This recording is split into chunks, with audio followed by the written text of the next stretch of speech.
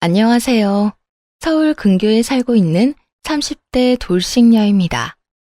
부모님이 일찍 돌아가시고 친자식처럼 아껴주신 이모와 20살 때까지 함께 살았어요. 그래도 부모님이 곁에 없다는 공허함은 어쩔 수가 없더라고요. 그래서였을까요? 사랑한다고 세상 누구보다 아껴주겠다는 남편의 말이 더욱 달콤하게 느껴졌죠. 고등학교 선생님으로 일하던 어느 날 비가 많이 왔어요. 우산이 없는 저를 데리러 온 남편의 모습을 보면서 이 사람과 결혼해야겠다는 생각이 들더라고요. 그까짓 우산이 뭐라고 그 중요한 결정을 덜컥 해버렸는지.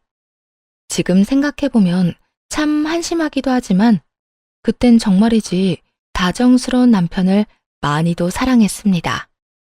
결혼은 생각보다 순탄하게 진행되었어요.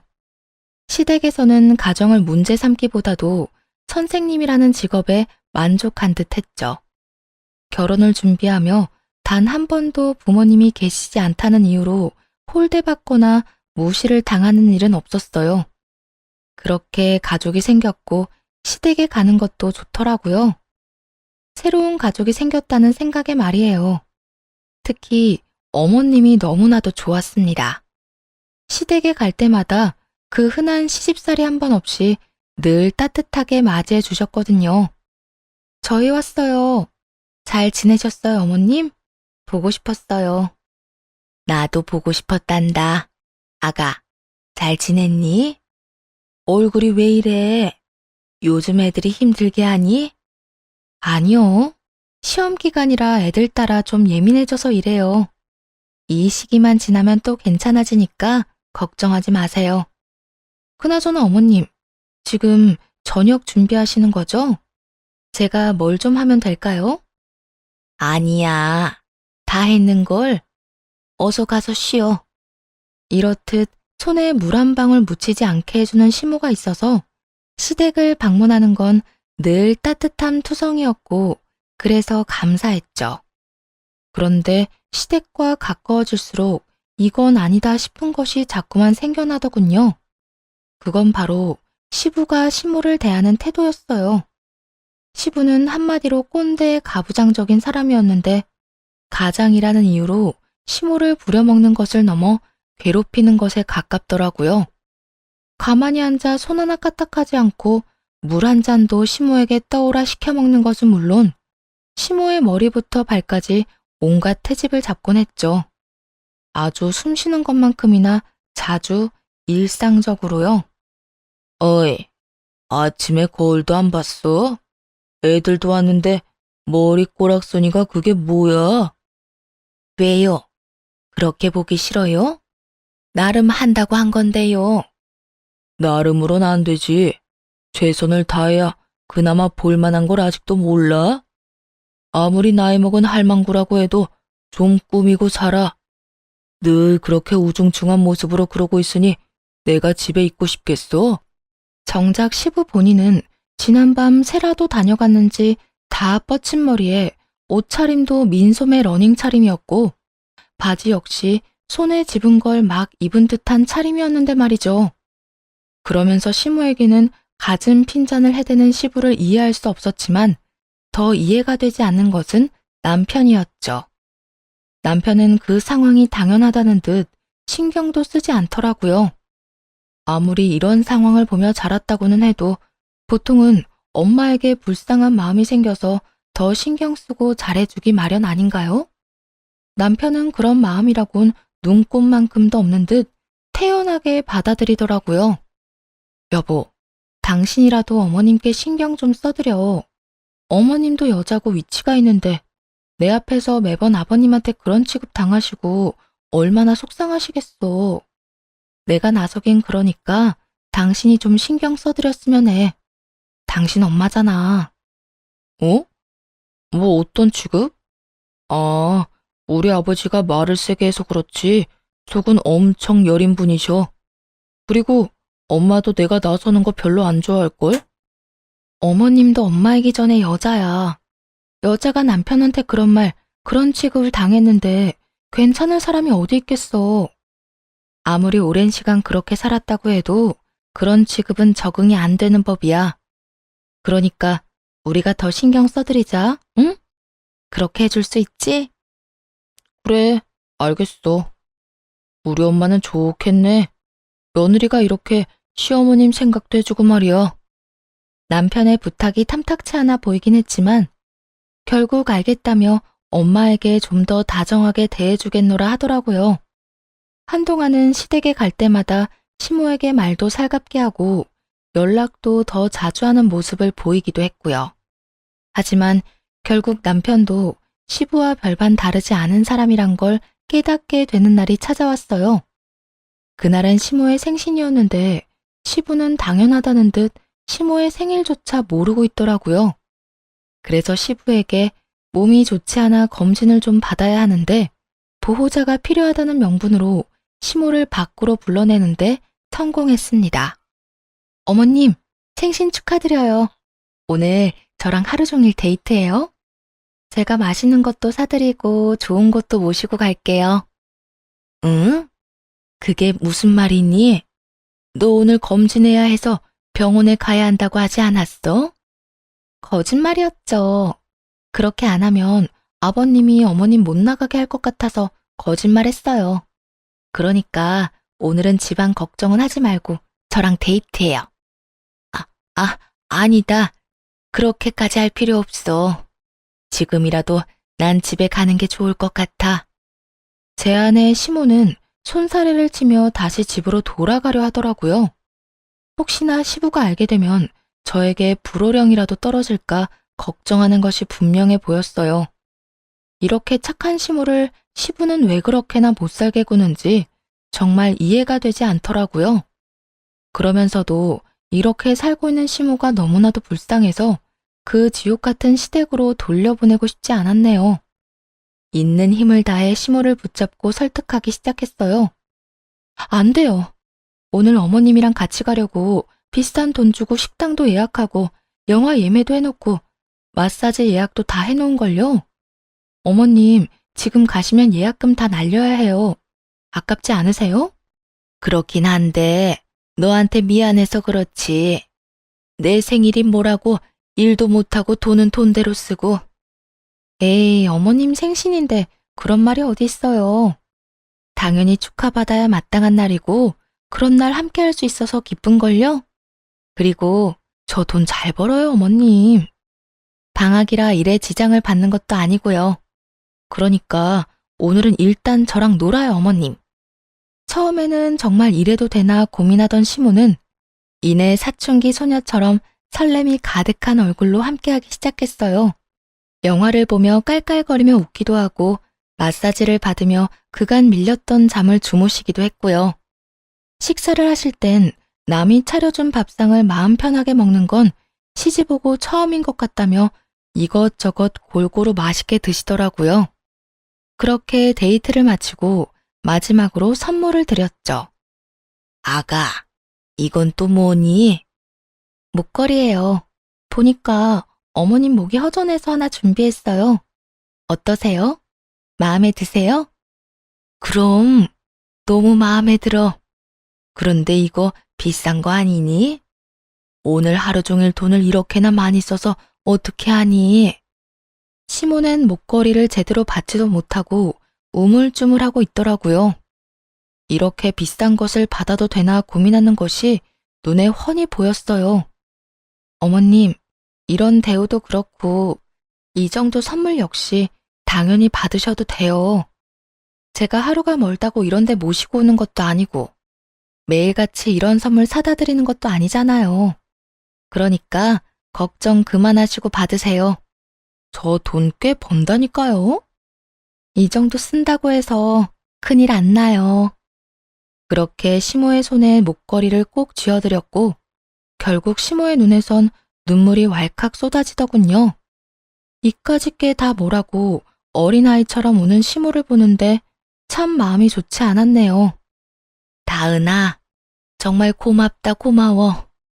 지금 죽어도 여한이 없을 만큼 오늘 하루 너무 행복했어. 그리고 이 선물도 고마워. 내 살아 평생 이런 귀한 선물은 처음이란다. 내가 귀하게 간직하마. 어머님, 제가 앞으로 더 잘 모실게요. 그러니까 그만 오세요. 남들이 보면 제가 집이라도 한 채 사드린 줄 알겠어요. 농담이 아니고 지금은 집보다 이 목걸이가 더 좋구나. 하여튼 고맙다. 정말 고마워. 그렇게 시모를 모셔다 드리고 많은 생각이 들더라고요. 시대가 바뀌어 인식이 달라졌는데도 시모는 분명 부당 대우를 받는 것이 확실했어요. 그 말도 안 되는 대우에 시모는 참고 또 참으며 속이 다 문드러졌겠죠. 이대로는 안 되겠다는 생각이 들더라고요. 당장 시부를 변화시키는 건 불가능하겠지만 남편의 행동을 바꾸는 건 가능하지 않을까 싶었어요. 여보, 오늘 어머님이랑 데이트했는데 어머님 너무 좋아하시더라. 별거 하지도 않았는데 어찌나 좋아하시는지. 보는 내가 다 행복하더라니까. 어? 오늘 엄마 만났어? 왜? 당신 몰랐어? 오늘 어머님 생신이잖아. 진짜 몰랐어? 당연히 엄마 생일 정도는 알 거라 생각했는데 남편은 전혀 몰랐던 눈치더라고요. 그 물음에 눈을 이리저리 피하며 다 기어들어가는 목소리로 변명을 하더군요. 그게 일이 바빠서 깜빡했어. 당신 혹시 어머님 생신 깜빡한 게 아니라 아예 못 외우고 있던 건 아니지? 지금 당신 눈치가 그런 거 같은데? 아니야. 그리고 그까지 생일이 뭐가 그렇게 중요한 날이라고 이 난리를 부리는 거야? 다들 있는 생일 그냥 넘길 수도 있는 거지. 더럽게 코를 후벼파며 정말 별일 아니라는 듯 답하는 남편을 보는데 순간적으로 화가 확 올라와 언성을 높였네요. 와, 진짜 당신이나 아버님이나 너무한다고 생각 안 해? 어떻게 된 사람들이 가족 일에 그렇게나 무심할 수가 있어. 당신 친엄마잖아. 다른 날도 아니고 생일 정도는 기억해야 하는 거 아니야? 말했잖아. 일이 바빠서 깜빡했다고. 한 사람이라도 챙겼으면 그만이지. 사람을 이렇게까지 몰아세워? 엄마 생일이 별거야? 남편이 도리어 저에게 큰 소리를 치더군요. 그 순간 남편의 모습에서 시부의 얼굴이 겹쳐 보였습니다. 시모에게 막대하던 시부의 모습, 자기 잘못은 전혀 모른 채 상황이 여의찮으면 상대방을 몰아세우며 화부터 내는 못난 모습이 말이죠. 내가 지금 우리 생일 안 챙긴다고 이 난리를 부리는 거야? 아니잖아. 오늘 어머님이 왜 그렇게 우시나 했더니 당신 보니까 그 이유를 알겠다. 늘 이런 식이었겠지. 자기 생일은 동네 잔치라도 열 기세로 여기저기 소문내기 바쁘면서 정작 당신 낳아준 어머님 생신은 언젠지도 모르고 그냥 그런 날처럼 지나갔겠지. 당신은 좀 다를 거라 생각했는데 당신이나 아버님이나 똑같구나. 무슨 말을 또 그렇게까지 해. 당신이 보고 자란 게 없어서 몰라서 그렇지. 옛날 사람들은 다 이러고 살아. 남편이랑 자식 챙기느라 자기 생일은 언제 지나가는지도 모른 채 그러고 산다고. 뭐? 지금 뭐라고 그랬어? 내가 뭐 어떻게 자라? 뭐, 맞잖아. 사실 이모님이 당신 키워주시긴 했어도 이모는 이모지. 부모님은 아니잖아. 그래, 뭐 당신 말이 맞긴 한데 그렇게 말하니 새삼 상처가 되네. 그리고 뭘 모르는 건 당신 아니야? 내가 부모님이 돌아가셔 안 계시긴 해도 부모님이 멀쩡히 살아계시는 친구들도 없는 게 아니야. 그 어느 집도 아버님처럼 어머님 무시하는 집안은 보지도 못했고 자식이 부모님 생일을 잊고 지내는 게 평범하다고 하는 집안도 처음 봐 나는. 그렇잖아요. 자식들이 사는 게 바쁘다 보면 부모님 생신을 어쩌다 잊고 지나갈 순 있다고 생각합니다. 먹고 살기 힘든 세상이잖아요. 하지만 그렇다고 해서 잊고 사는 것이 당연한 것은 아니죠. 게다가 아예 기억할 생각조차 없다는 게 더 충격이었어요. 화가 나기도 했고요. 그래도 이 말이 틀렸다고 생각하지는 않았는지 남편은 급하게 말을 바꾸더라고요. 다른 집이 뭐가 그렇게 중요해? 우리는 이렇게 평생을 살아왔어. 그리고 당신은 그런 우리 집에 시집 왔고 그러니까 앞으로 엄마 일로 입대지 말고 뭘 바꿀 생각도 하지 마. 괜한 일 만들지 말라고.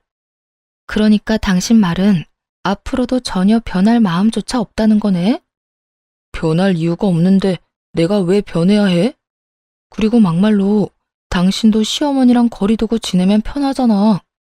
시부모님 생신 챙기고 잘 보이려고 노력하고 이런 거 다른 집은 귀찮아서 난리던데 당신은 왜 못해서 이 난리냐고. 당신이 한평생 외롭게 살았던 건 알겠는데 당신이 그렇게 잘한다고 해도 우리 엄마가 당신 엄마가 되진 않아.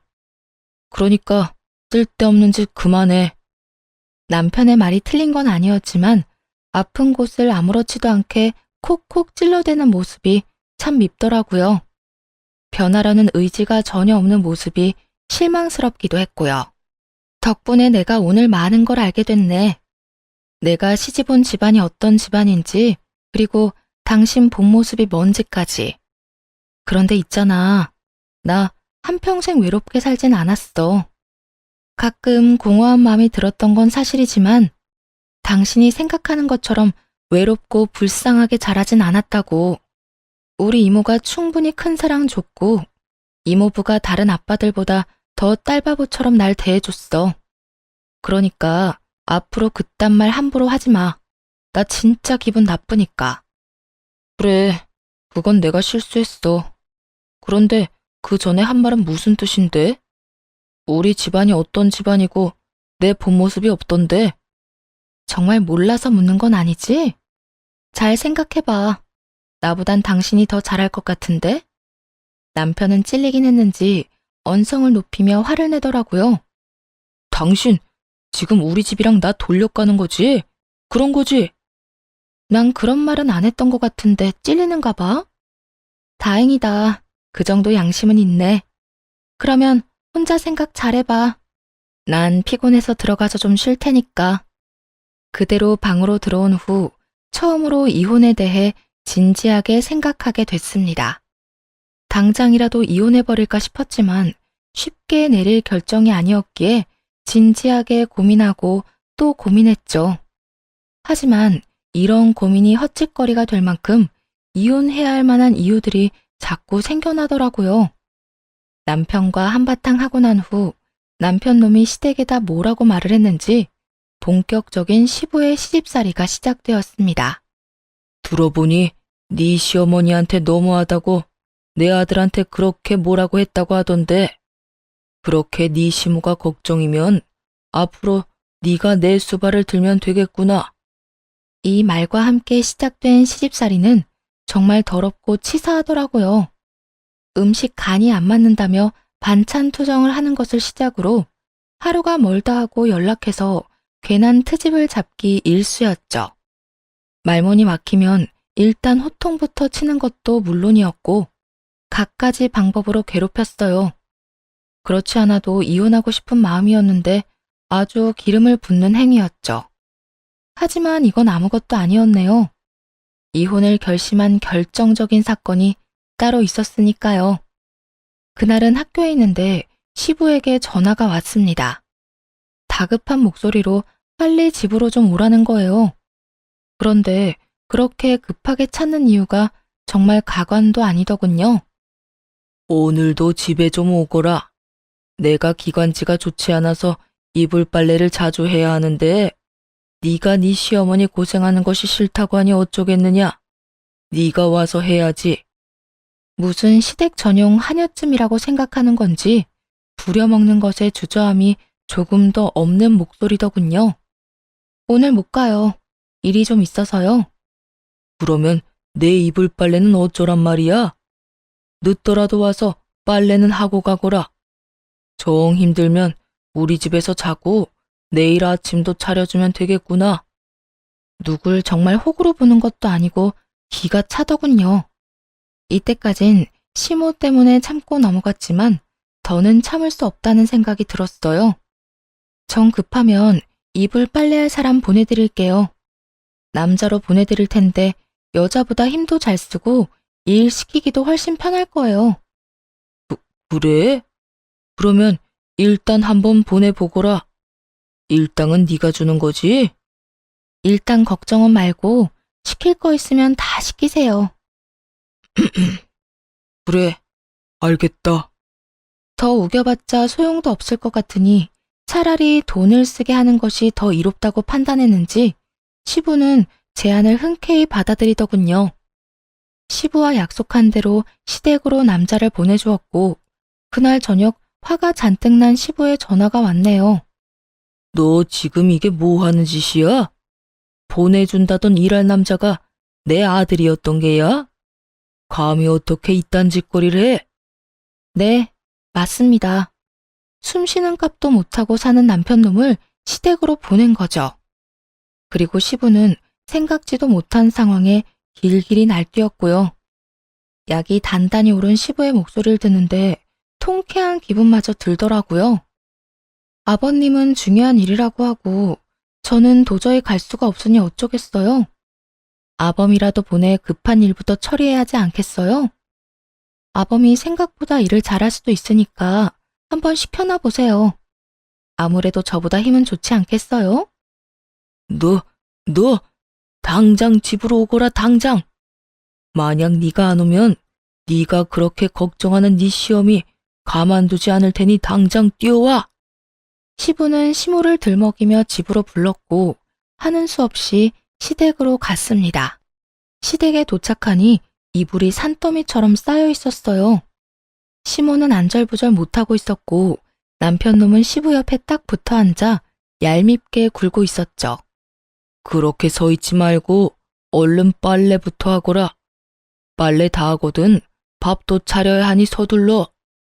웬만하면 시모 생각해서 참아보려고 했는데 뒤이어 시부의 입에서 나온 말은 도저히 참을 수 없더군요. 고하면 고하답게 납작 엎드려 살 것이지 어디 주제에 나대기는 나대.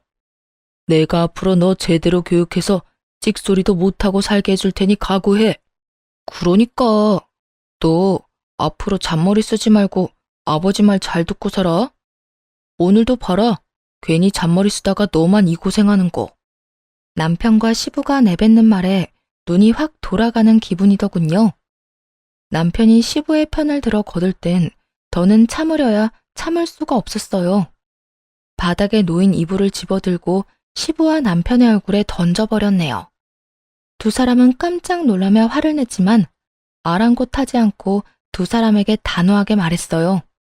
전 아버님 교육 같은 거 전혀 필요 없거든요. 그렇게 교육하고 싶으시면 아버님 아들 교육이나 똑바로 하세요. 어떻게 된 인간이 제대로 된 구석이 하나도 없는지 보고 있으면 한숨밖에 안 나오던데요. 내 아들이 어때서? 하긴 아버님이 그 모양 그 꼴인데 아들이 멀쩡하겠어요. 그리고 아범이나 아버님이나 계속 고아 타령하시는데 그런 말을 아무렇지 않게 하는 것 자체가 인간이 덜 됐다는 걸 증명하는 거 아닌가요? 정말 모르신 건 아니죠? 앞으론 좀 조심해 주세요. 개가 짖는다고 하고 넘어가려고 노력은 하는데 짖는 소리가 너무 커서 무시하려고 해도 참 힘드네요. 대놓고 신경을 건드리자 시부와 남편은 분노에 찬 목소리로 화를 냈지만 아랑곳하지 않고 시댁을 빠져나왔어요. 어차피 좋은 말이 나올 일은 없었고 기분 나쁜 말만 들릴 게 뻔하니 시간 낭비하고 싶지 않았거든요. 집에 돌아와 화를 삭히고 있는데 씩씩대며 남편이 뒤따라 들어오더군요. 당신 진짜 미쳤어? 아버지 앞에서 말버릇이 그게 뭐야? 오는 말이 고와야 가는 말이 고운 거 몰라? 오는 말이 그따윈데 가는 말이 비단결일 거라 생각했어?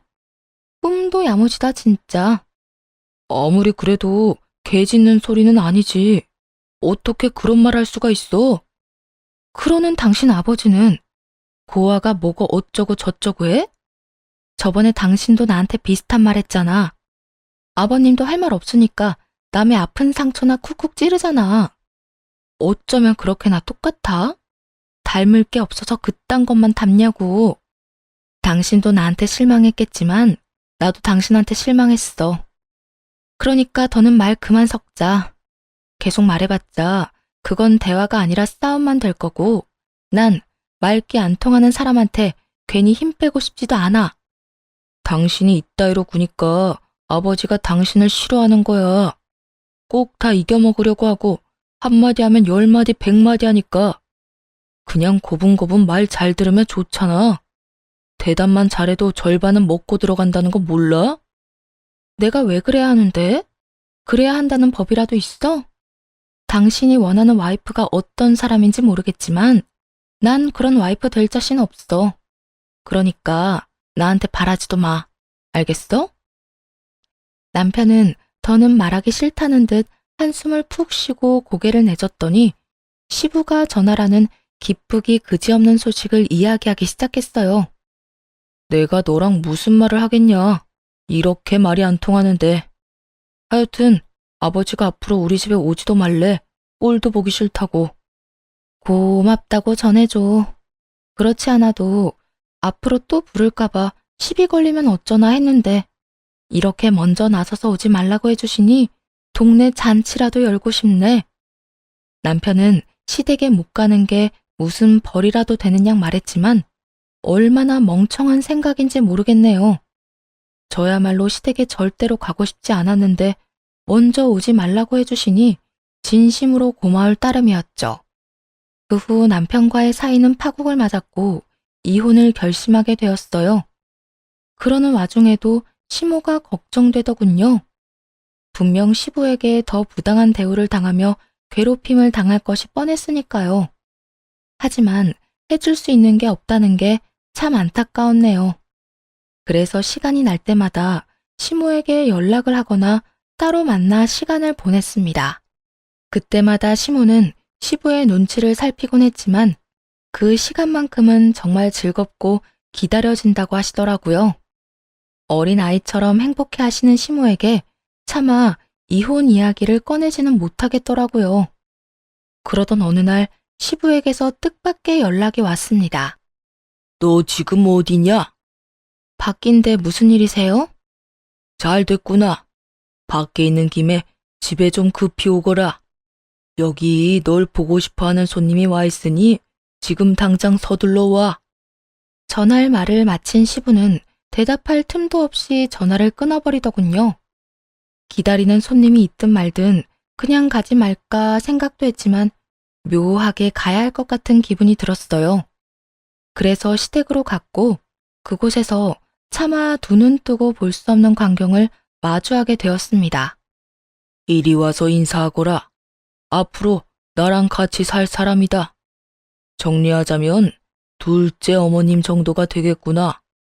시모가 두 눈 뜨고 지켜보고 있는 자리에서 다른 여자를 소개하더니 시부의 정신 상태가 의심스러웠어요. 완전히 미쳐버린 게 아니고서야 조선시대도 아닌데 상간녀를 이렇게 당당하게 소개하다뇨? 그런데 시부의 미친 짓은 그것뿐만이 아니었어요. 상간녀의 목에는 제가 시모에게 선물했던 목걸이가 걸려 있었죠. 저기요, 그 목걸이 혹시 아버님이 주셨나요? 그런데 왜? 아버님, 이 목걸이 어머님 거잖아요. 시부는 제가 그 목걸이를 선물했다는 사실조차 모르고 얼굴까지 붉히며 발끈했어요. 무슨 소리 하는 거야? 이건 내가 내 돈 주고 사서 선물해 준 거야. 거짓말하지 마세요. 이거 제가 어머님 생신 선물로 드린 건데 그걸 모를 리가요. 똑같은 목걸이일 수도 있지. 왜 생사람을 잡는 거야? 그래요? 제가 사드린 목걸이에는 펜던트 뒤편에 이니셜이 새겨져 있는데 한번 확인해 봐도 될까요? 아니라면 안 보여줄 것도 없잖아요.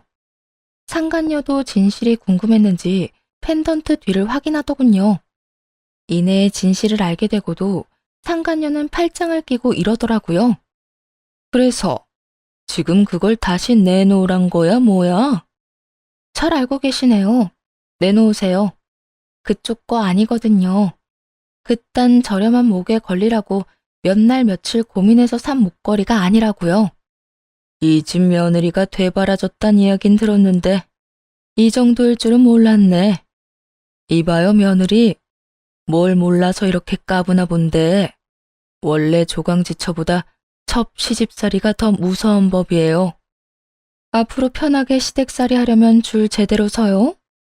이까진 목걸이 하나 가지고 내 기분 상하게 했다가 나중에 울고불고 후회하지나 말고.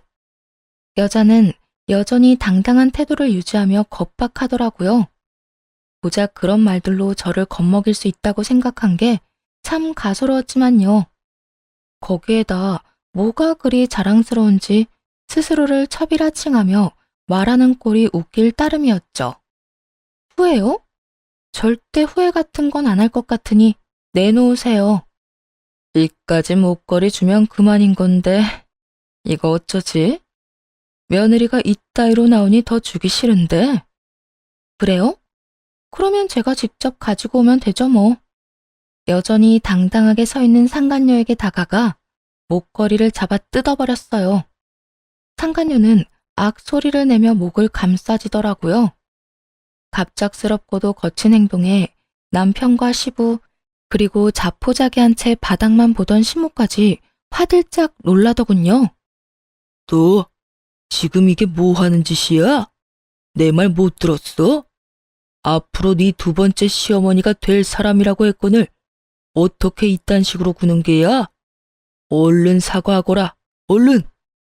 시부는 고함을 질러대기 시작했고 상간녀는 그런 시부를 말리며 이렇게 말하더라고요. 됐어. 부모도 없이 자란 것이 다 그렇지 뭐. 그 말이 끝나자마자 그대로 상간녀의 머리채를 잡고 있는 힘껏 휘둘렀네요. 주변의 만류에도 놓지 않고 머리카락을 한 움큼 뽑아버렸죠. 너 진짜 미쳤어. 오빠, 머리카락 빠진 것 좀 봐. 쟤 진짜 미친 거 아니야? 너 진짜 이게 뭐 하는 짓이야? 네가 방금 무슨 짓을 한지 알고나 있는 게야? 시부는 삿대질을 하며 화를 내기 시작했고 그런 시부의 옆에서 상간녀는 얄밉게도 시부를 부추기더군요. 네, 잘 알고 있어요. 얼굴에 철판 깐 첩, 정신교육 좀 시켜줬잖아요. 아줌마, 정신 차려요. 어디서 첩 주제에 조광지처 앞에서 고개 빳빳이 쳐들고 할 말 못할 말 다 짓거리고 있어요? 못하는 말 없이 내뱉던 상간녀도 무서웠는지 입을 꾹 다물고 가만히 있더라고요. 그 상황에도 남편놈은 시부의 눈치를 보기 바빴고요. 오히려 저를 향해 언성을 높였으니까요. 여보, 진짜 미쳤어? 이게 뭐 하는 짓이야? 얼른 작은 어머님한테 사과해. 무릎 꿇고 빌란 말이야. 너 진짜 미쳤구나. 야, 정신 차려. 내가 어머님 친딸이 아니라 네가 친아들이라고. 하긴 엄마 생신도 언제인지 모르는 놈이 어련하겠니? 너한테 다른 건 바라지도 않으니까 그냥 그 입이나 좀 다물고 있어. 뭐? 너 진짜 말 다 했냐? 너 자꾸 이런 식으로 막 나오면 나 너랑 이혼하는 수밖에 없다고. 너 나랑 정말 이혼이라도 해야 정신 차릴 거야? 네가 이혼하자고 하면 내가 겁이라도 날까 봐? 착각하는가 본데 그렇지 않아도 너랑 이혼하려고 준비하고 있었거든? 그러니까 너도 고민하지 말고 이혼할 준비나 해. 당신 홧김에 지금 이혼 들먹이나 본데 이래봤자 당신한테 이로울 게 하나도 없다는 거 몰라? 그냥 지금이라도 무릎 꿇고 빌어. 그러면 아버지랑 작은 어머님도 다 용서해 줄 거니까 말이야. 말귀 못 알아듣니? 나 이혼할 거라니까. 헛소리 그만하고 이혼 준비나 해. 남편은 이런 상황은 예상하지도 못했다는 듯 당황한 기색이 역력하더라고요. 자신이 한 짓거리와 시부가 한 짓거리가 있는데도 제가 참고 살 거라 믿어 의심치 않는 남편의 꼴이 기가 차기도 하고 웃기기도 했어요. 그 자리에서 시모에게로 다가가 손을 잡고 시댁을 나와버렸습니다. 순순히 따라 나오시는 걸 보니 갈 곳이 마땅히 없어 자리를 지키고 있으신 모양이더라고요. 무엇보다 마음이 아프고 화가 났던 건 모든 걸 체념한 듯한 시모의 표정이었어요. 집을 나가봤자 마땅히 지낼 곳도 없고 한평생 주부로 살았으니 따로 모아둔 돈도 마땅치 않은 상황이었죠. 시모의 상황을 누구보다 잘 알고 있던 시부는 그걸 이용해 저리도 당당하게 굴었던 것이고요. 집으로 시모를 모시고 온 저는 시모에게 이혼을 권했어요. 이런 꼴까지 봤는데 오갈 데가 없어서 능력이 되지 않아서 이혼을 하지 않는다는 건 정말 말도 안 되는 것이라 생각했으니까요. 어머님, 저 이혼할 거예요.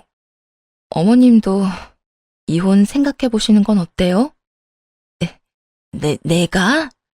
사실 이혼이야 하루에도 몇 번씩 생각해. 그런데 내 처지에 이혼까지 하면 어딜 가서 먹고 자고 하겠니? 내가 능력이 있는 것도 아니고 모아둔 돈이 많은 것도 아닌데 말이다. 거기에 이제 나이도 있어서 식당 일도 못해. 받아주지도 않을 거야. 역시나 시모가 하고 있는 걱정은 예상과 같았죠. 시모의 손을 붙잡고 이혼 후에도 행복할 수 있는 미래를 알려드렸네요. 어머님, 요즘 세상이 많이 좋아졌어요. 이혼만 결심하시면 어머님이 지난 세월 동안 집안에서 열심히 밥하고 설거지 하시며 아버님 뒷바라지 하신 거 돈으로 다 받아낼 수 있어요. 재산 분할이라는 명목으로요. 그것뿐만이 아니에요. 지금 아버님 외도 저지르는 걸로 위자료도 받을 수 있어요. 그 여자한테도 상간녀 소송 걸어서 위자료 다 받을 수 있고요. 그거면 집도 구하고 생활도 가능하시지 않으시겠어요? 넉넉하진 않겠지만 지금보다 더 행복하고 자유롭게 살 수 있을 거예요. 제가 꼭 그렇게 되도록 도와드릴 테니 어머님은 용기만 좀 내주세요. 네? 그게 정말이니? 그렇게만 된다면 당장이라도 이혼하고 싶구나. 단 하루를 살더라도 이젠 마음 편히 행복하게 살고 싶어. 시모는 이혼하겠노라 결심하셨고 그렇게 시모를 모시고 이혼을 진행했어요. 정신없는 하루하루를 보내고 있는데 남편이 집으로 찾아왔더라고요. 옷을 가지러 왔다고는 하는데 집안을 이리저리 살피며 시모의 안부를 묻는 것이 시부가 보낸 것이 확실해 보이더라고요. 엄마는? 잘 있어? 당신이 웬일로 어머님을 다 묻는데? 왜? 아버님이 시키든? 어머님 뭐하고 지내는지 무슨 생각인지 알아오래? 아니거든. 그냥 물어봤어. 엄마 여기서 잘 지내고 있나 궁금해서. 그렇게 궁금하다는 사람이 전화 한 통 안 하대? 어머님, 지금 산책하러 가셨어. 간 김에 카페도 들리시고 꽃집도 들렀다 오실 거야. 그래? 당신은 요즘 잘 지내? 반성은 좀 했어? 이혼이 진행되고 있는 와중에 반성을 운운하는 남편을 보니 왜 위자료 문제로 트집을 잡으며 시간을 끄는 것인지 알겠더라고요. 남편은 제가 진짜 이혼할 마음은 없으면서 겁이나 주려고 보여주기식이라는 크나큰 착각을 하고 있었던 것을요. 그 얼마나 말도 안 되는 착각인지 헛웃음이 새어나왔네요. 무슨 정신 나간 소리야? 우리 이혼 진행 중인 거 잊었어? 반성은 개뿔. 혹시나 이상한 상상하고 있는 거면 그만두고 이혼이나 빨리 해. 이상한 트집 잡아서 이리저리 미루지 말고. 나도 이혼하고 싶거든. 그래, 당장 해. 하자고. 제발 큰 소리만 치지 말고 하자 좀. 그 이후 위자료 문제로 자꾸만 사람 기운만 빼던 남편놈은 그제야 진심으로 한 말이란 걸 알았는지 이혼을 순순히 해주더라고요. 그렇게 제 이혼을 마무리하고 난 후 이번에는 시모의 이혼이 진행되었고요. 그때 전 시부에게서 연락이 오더라고요. 몸이 많이 아파 병원이라면서요. 잘 지내냐? 저야 잘 지내고 있어요. 새로운 부인이랑 잘 지내세요? 우리 아들한테 연락 못 받았니? 내가 몸이 많이 좋지 않아서 지금 입원해 있다. 너도 알지? 내가 당뇨가 심했다는 거. 최근에 급격하게 상태가 안 좋아져서 입원한 지 꽤 됐어. 아, 그러셨어요? 전혀 몰랐어요. 많이 안 좋으세요? 그 녀석 다 연락했다고 하더니 거짓말이었구나. 생각보다 몸이 많이 안 좋아. 그래서 말인데 네 시어머니 모시고 병원으로 좀 와줄 수 있겠니? 내가 꼭 하고 싶은 말이 있어서 그래. 어떻게 보면 당연한 일이기도 했어요. 이때껏 시부의 몸 관리는 시모가 다 해주고 있었거든요. 시부 본인보다 몸 상태를 더 잘하는 시모가 사라졌으니 멀쩡할 리가 없었죠. 그렇다고 상간녀나 전 남편이 수발을 잘 들었을 리도 없었고요. 당뇨는 무엇보다 관리가 중요한데 전혀 관리가 되지 않으니 시부의 몸 상태는 보지 않아도 뻔했었죠. 이 와중에 전 남편의 소름 끼치는 행동이 무엇인지 아세요? 시부가 아프고 위독하다는 사실을 시모에게 일부러 알리지 않았다는 것이죠. 시부의 재산을 모두 상속받고 싶은 전 남편이 머리를 굴렸더라고요. 아마 부모가 이혼하고 서로 연을 끊은 상태에서 재산을 꽉 쥐고 있던 아버지가 죽게 된다면 자연스레 그 돈은 모두 아들인 자신이 받게 될 거라고 생각했겠죠. 그 순간에 다시 한번 그 인간과 이혼하길 정말 잘했다는 생각이 들더군요. 하여튼 저와 시모는 서둘러 병원으로 갔고 예상보다도 더 좋지 않은 전 시부를 마주했네요. 왔어? 안색이 생각보다 더 좋아서 다행이기도 하고 미안하기도 하네. 시부는 시모를 보자마자 사과의 말부터 전하더라고요. 다른 건 몰라도 이 말은 꼭 하고 떠나겠다는 듯 말이에요. 시모도 그런 시부의 진심을 느꼈는지 한 손으로 손을 잡고 한 손으론 얼굴을 쓰다듬으며 말했어요. 많이 아파요? 안색이 이게 뭐예요? 보다시피 좋지 않아. 자네, 나랑 사는 동안 고생했어. 그리고 내가 미안했어. 이 말을 꼭 하고 싶어서 내가 자네를 계속 기다렸다네. 내가 너무 미워서 오지 않으면 어떻게 하나 싶었는데 와주어서 고마워. 내가 이제 편히 눈 감을 수 있을 것 같네. 다시 한번 미안했어, 여보. 시모에게 진심을 담은 사과를 전한 후 시부는 기다렸다는 듯 눈을 감았고 어머님은 목 놓아 우시더라고요. 밉긴 했지만 이렇게 돌아가시길 바란 건 아니었다고요.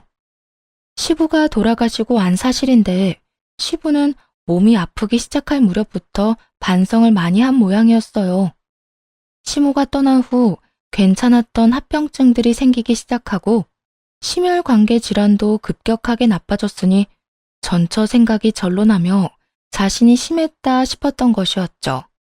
그렇게 반성을 하게 된 시부는 시모 앞으로 미리 재산을 다 상속한다는 유언장을 작성했더라고요. 시모와 전 남편은 눈물을 흘렸습니다.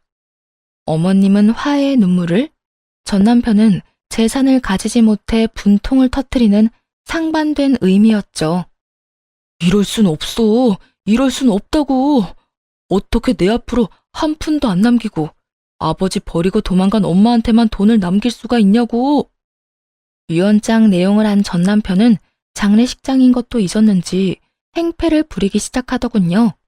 그 꼴이 얼마나 한심한지 할 수만 있다면 눈에서 보이지 않는 곳으로 치워버리고 싶더라고요. 뿌린 대로 거둔다는 말 몰라?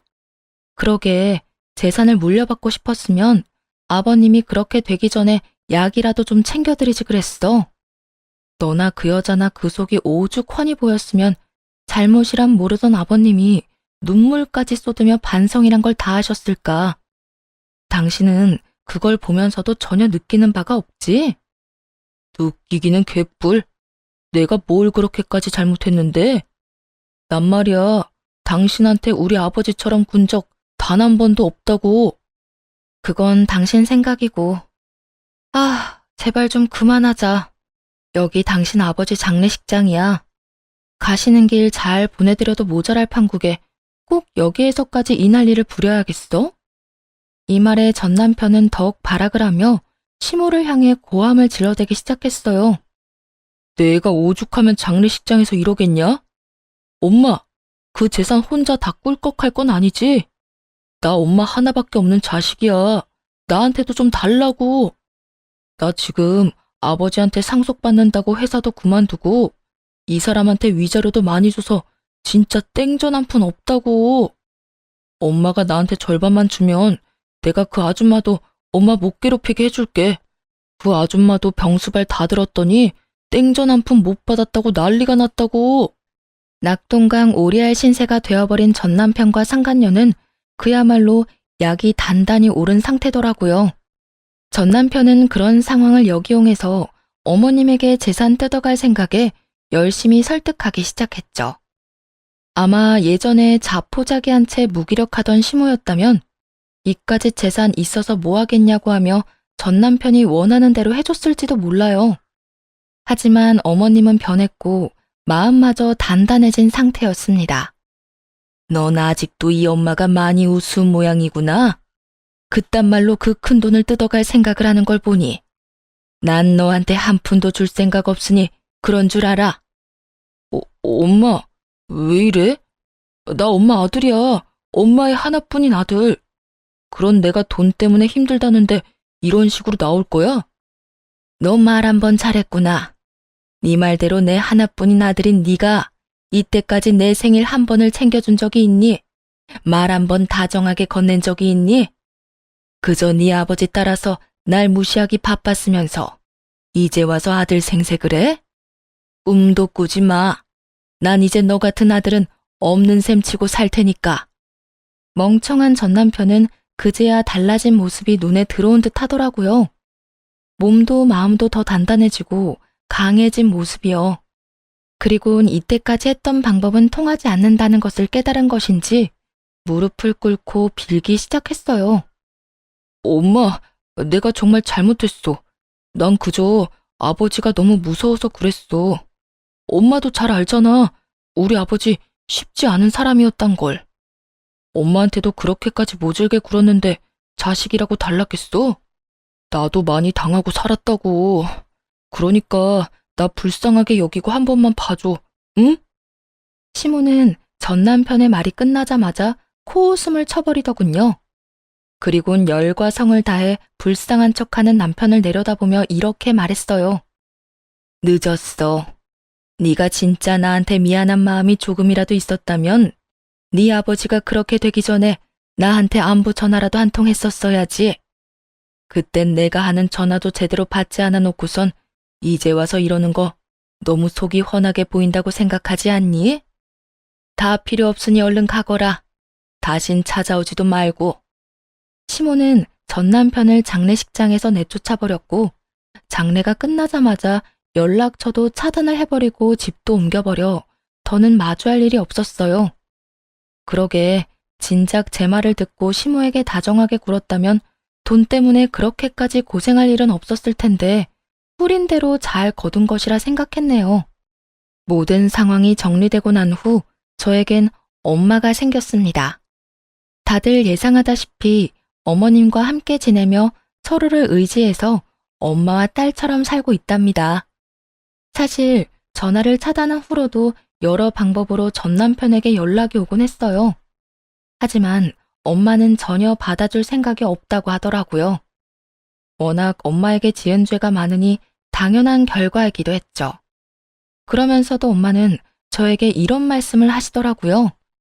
딸, 비록 널 내가 품고 낳지 못했어도 네가 내가 살던 집에 처음 와서 내 손을 따뜻하게 잡아주던 그 순간부터 난 너를 내 친딸이라 생각하며 지냈었어. 그리고 다시 한번 내 생일날 행복하게 만들어줘서 고마웠어. 앞으로 내가 이 엄마가 네 앞날의 행복만이 가득하게 노력할게. 우리 함께 행복하게 살자. 이날 엄마의 말을 듣는데 저 역시 엄마를 행복하게 해드리겠다고 다짐하고 또 다짐했네요. 요즘엔 엄마와 이모는 함께 영어 학원에 다니고 계세요. 목표는 두 분이서 떠나는 해외여행으로 영어 공부에 열을 올리고 있는 중이시죠. 단어장을 들고 다니시며 공부를 하시는 모습을 보면 웃음이 절로 나곤 하는데요. 여러모로 행복해 보여 보는 것만으로도 행복하답니다. 새로운 가족과 함께 앞으로도 행복하게 잘 살아보려고요. 긴 사연 함께 해주셔서 감사합니다.